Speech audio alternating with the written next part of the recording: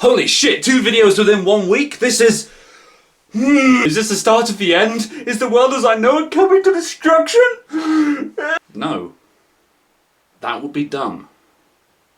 This is actually a new segment which I'm going to call Things That Annoy Me.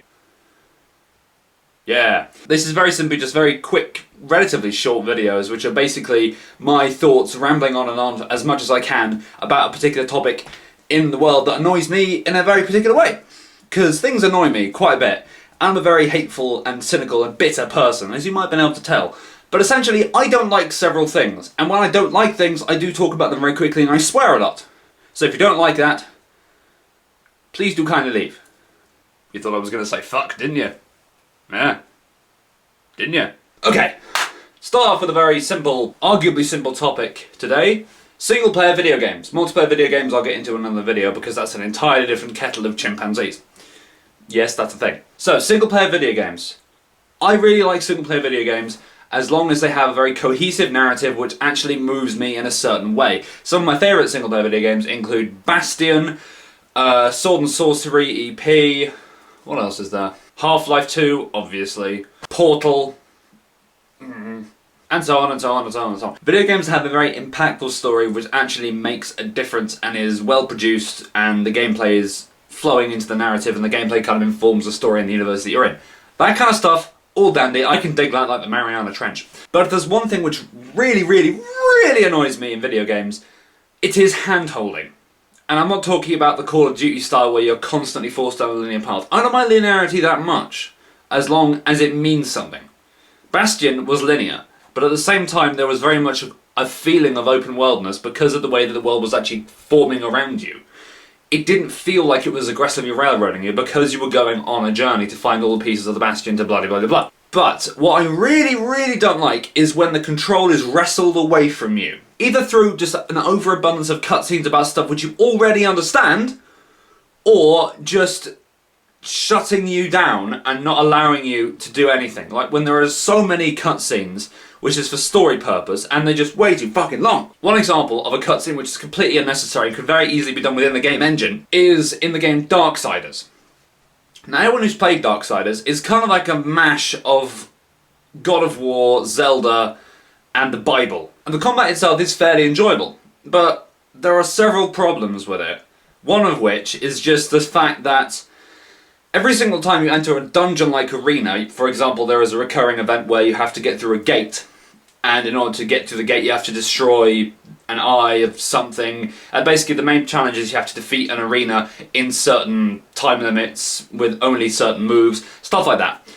But what it does, every single fucking time you enter one of these things, it says, oh, look at this, you can't get out. What are you gonna do now? Bitch? It's almost as if the game doesn't trust you to focus on what is happening.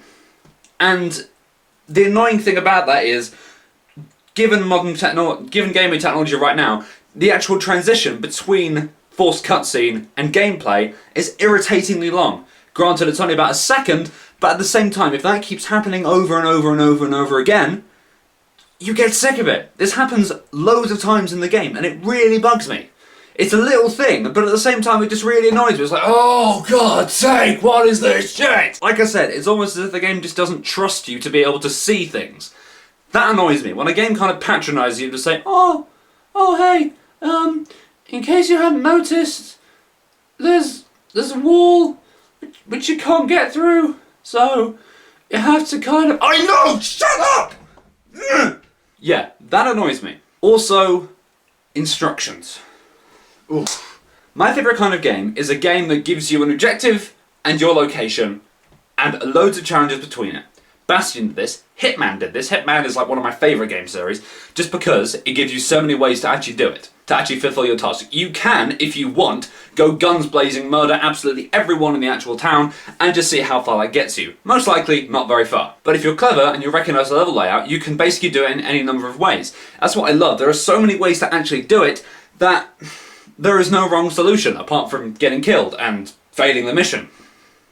Obviously, that would be dumb. When a game forces you in a certain situation where you could be going further just by aggressively holding your hand. Again, it's very similar to the first issue, except the fact that it's literally just stopping you from moving because they want to pan out the game length.